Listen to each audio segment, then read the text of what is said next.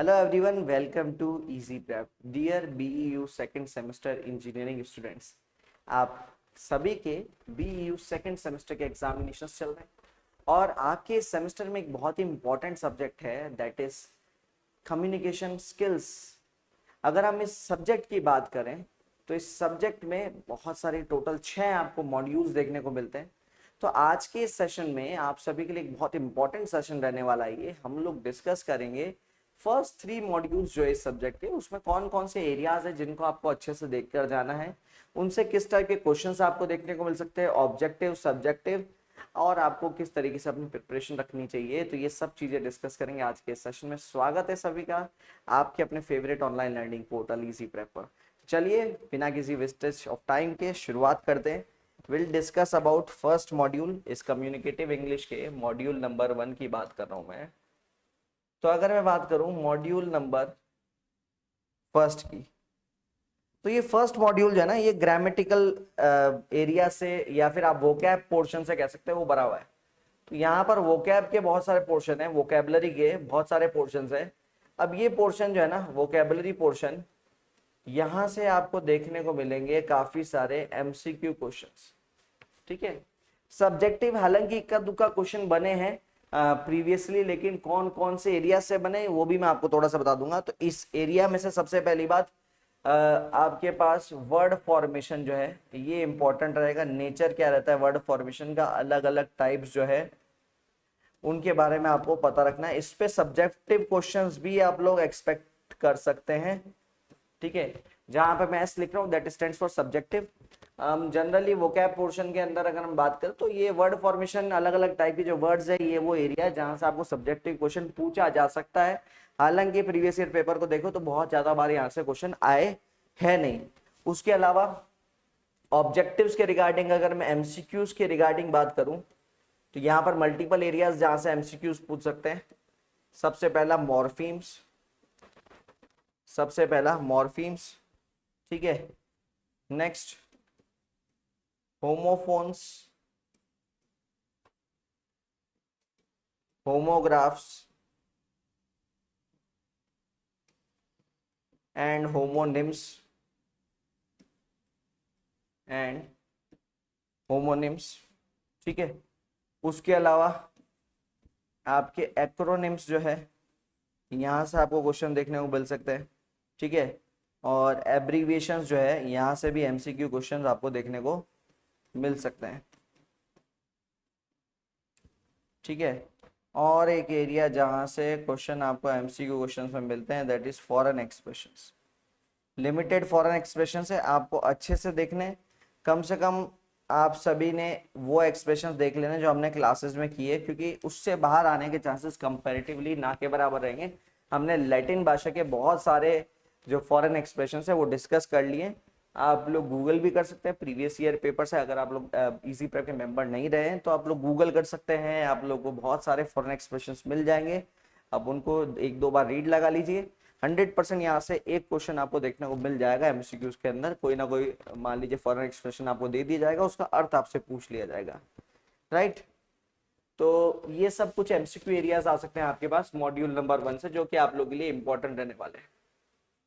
ठीक है, अगर मैं इसी के साथ बात करूं बेटा मॉड्यूल नंबर 2 की, if we talk about module number 2, अगर मॉड्यूल नंबर 2 में से बात करें तो ये राइटिंग स्किल्स के ऊपर आपके पास ये मॉड्यूल है। राइटिंग स्किल में आपको क्या क्या चीज का ध्यान रखना है भैया, यहां से आएगा आपका ग्रामर पोर्शन, यहां से आएगा आपका ग्रामर पोर्शन। ठीक है,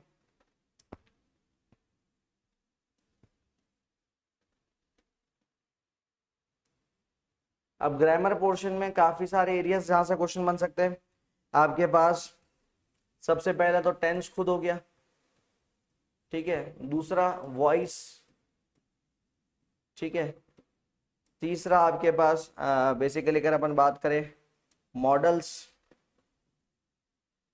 यहां से वेरी इंपॉर्टेंट भैया, यहां से काफी क्वेश्चन ये लोग पूछते हैं। ठीक है, एमसीक्यू क्वेश्चंस भर भर के दिए इन लोगों ने मॉडल्स को पे।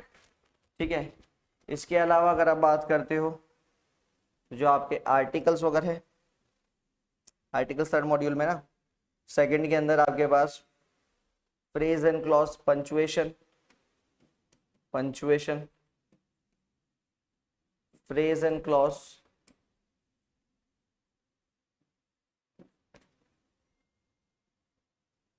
ठीक है, वॉइस अपन ने ले लिया, ठीक है। तो ये जनरल कुछ एरियाज ऐसे हो गए जहां से आपको काफी सारे क्वेश्चन देखने को मिलते हैं। अब यहां पर देखो तो वैसे थियोरेटिकल क्वेश्चन बन सकते हैं सब्जेक्टिव, लेकिन अगर पिछले 2-3 पेपर आप देखेंगे ना, तो इन्होंने ग्रामर पोर्शन जो है यानी मॉड्यूल 2 एंड 3, अगर पिछले 2-4 पेपर आप नोट करेंगे तो मॉड्यूल और 2 और 3 से जो ग्रामर पोर्शन है उससे एमसीक्यू क्वेश्चन बनाए, सब्जेक्टिव क्वेश्चन इन्होंने कम कर दिए और सब्जेक्टिव क्वेश्चन जनरली दिए जा रहे हैं आपके आगे आने वाली मॉड्यूल से। तो जो सेकंड और थर्ड मॉड्यूल में जो ग्रामर पोर्शन है, जहां पर पहले सब्जेक्टिव क्वेश्चन आपके काफी सारे बनाए जाते थे, पिछले 2-3 साल से पेपर के पैटर्न में एक चेंज देखने को मिला है कि ग्रामर पोर्शन से एमसीक्यू क्वेश्चन ज्यादा आ रहे हैं बजाय कि सब्जेक्टिव क्वेश्चंस के। तो इसके रिगार्डिंग आपको प्रिपरेशन भी उसी हिसाब से करनी चाहिए। अगर मैं थर्ड मॉड्यूल की बात करूं तो थर्ड मॉड्यूल भी आपके ग्रामर से रिलेटेड पोर्शन ही है। मॉड्यूल नंबर 3 में सबसे इंपॉर्टेंट पार्ट रहेगा आप सभी के लिए, दैट इज आर्टिकल्स, ठीक है। This will be very important क्योंकि यहां से काफी सारे क्वेश्चंस, पिछले 2 साल के पेपर देखोगे तो उसमें 2 से 3 क्वेश्चन आपको आर्टिकल से रिलेटेड मिले, ठीक है। एक और important area that is prepositions, ठीक है, सारे प्रीपोजिशंस आपको देखने हैं। Again this is also important क्योंकि काफी सारी एरर्स के जो क्वेश्चन है वो लोग वेरी इंपॉर्टेंट बेसिकली प्रीपोजिशन से देते हैं। उसके अलावा एक इंपॉर्टेंट और एरिया जहां से क्वेश्चन लास्ट ईयर 3 क्वेश्चन थे आपके एमसीक्यू क्वेश्चंस में, that is subject verb agreement, subject verb agreement, this is also very important, ठीक है। उसके अलावा आपके पास रिडंडेंसी से इक्का दुक्का क्वेश्चन मिल जाएंगे आपके पास, ठीक है, रिडंडेंसीज हो गई, ठीक है। उसके अलावा क्लीशे हो गया, ये भी एक एरिया है जहां से क्वेश्चन बनता है, लेकिन यहाँ से बेसिकली 1-2 क्वेश्चन आप एक्सपेक्ट कर सकते हो, 1-2 एमसीक्यू। ये एरियाज आपके लिए इंपॉर्टेंट रहने वाले हैं, इनको आपको बहुत अच्छे से देखना है। रीजन भी यहाँ से अगर पिछले 2-3 साल का इतिहास देखोगे तो काफी सारे क्वेश्चंस यहाँ से पूछे गए हैं और काफी उम्मीद है भैया इस बार भी यहाँ से पूछे जाने के चांसेस रहेंगे।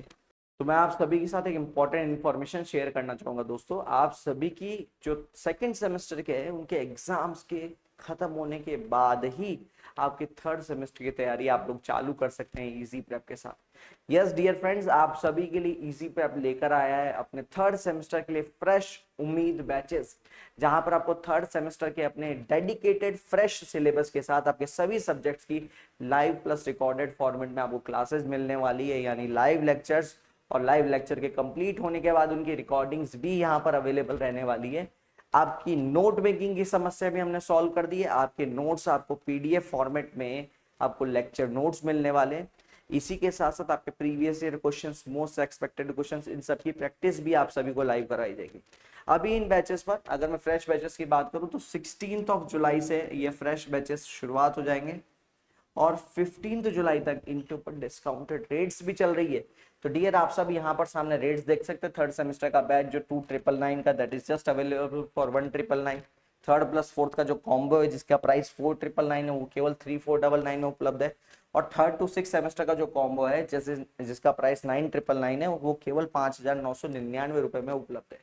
अच्छा, केवल इतना ही नहीं, अगर आप कोर्स को अभी परचेस करते हैं तो जो एग्जाम बूस्टर बैच है, VVI questions along with their PDFs and solutions and MCQ practice test series, ये सभी चीजें आपको फ्री ऑफ कॉस्ट अभी इन्हीं प्राइसेस में उपलब्ध करवाई जाएगी। तो देर किस बात की दोस्तों, जल्दी से जल्दी डाउनलोड करिए इजी प्रेप का mobile app from your play store और अपने आप को एनरोल कर सकते हैं आप थर्ड सेमेस्टर के बेहतरीन उम्मीद बैचेस के साथ। फॉर फर्दर इन्फॉर्मेशन, कोई भी समस्या, आप इस टेक्निकल हेल्पलाइन नंबर पे कॉल भी कर सकते हैं। Thank you so much guys, thank you so much.